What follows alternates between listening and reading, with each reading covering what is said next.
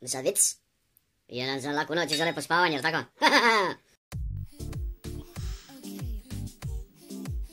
Država Amerika, Amerika, zemlja velika. Nebitno to.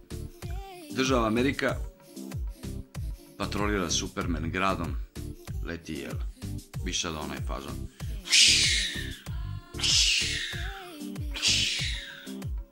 Kad na jednu od onih ogromnih zgrada snimi ženu mačku.